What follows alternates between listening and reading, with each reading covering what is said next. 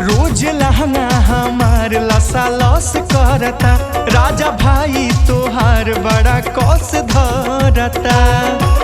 ए राजा जी सुनी ना, रोज लहंगा हमार लसा लस करता, राजा ननका तोहार बड़ा कस धरता। चोली से टपके लागे अबीर, फागुन में बढ़ल खतरा गंभीर।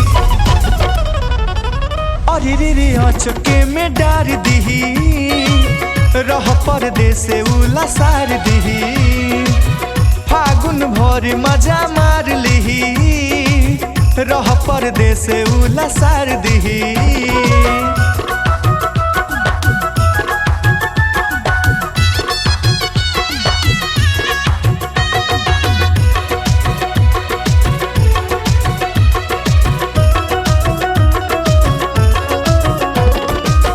रहे छोटहन के बापारा भइल, कहे लगाल बा छोहारा भइल।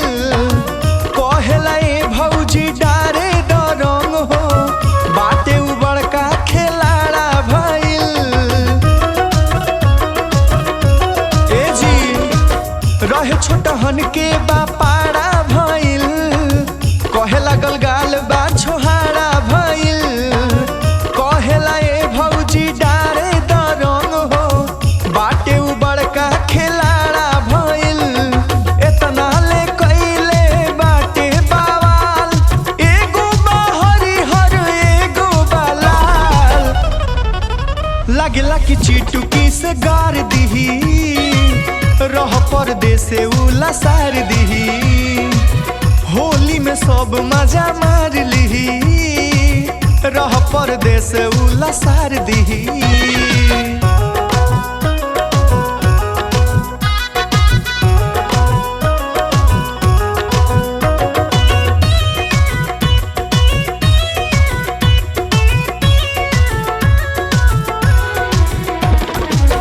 फागुन में बूझे ना केहू के डांटल, मरीचा से तेज लागे दांत के काटल। सारा मोहल्ला के रहे तारी अवले, ऐसन ले बड़का बेहाया बाछाटल। ए जी फागुन में बूझे ना केहू के डांटल, मरीचा से तेज लागे दांत के काटल। सारा मोहल्ला के रहे तारी अवले, ऐसन ले बड़का बेहाया बाछाटल। कोरा उठा के होला निहाल, ऊपरा से नीरज रगड़े लगाल।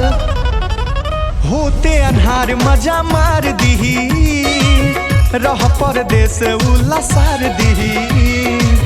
फागुन भरी मजा मार लिही, रह परदेस उला सार दीही।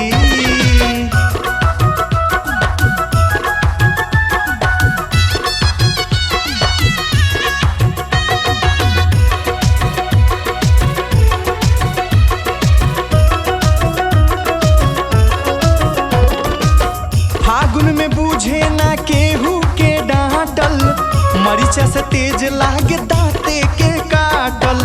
सारा मोहल्ला के रहे तारी अवले, ऐसन ले बड़का बेहाया बाछाटल।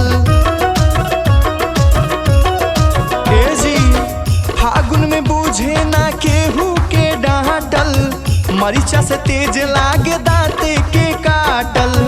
सगरे मोहल्ला के रहे तारी अवले, ऐसन ले बड़का बेहाया बाछाटल। कोरा उठा के होला निहाल, ऊपरा से नीरज रगड़े लगाल। होते अन्हार मजा मार लिही, रह परदेस उला सार दीही।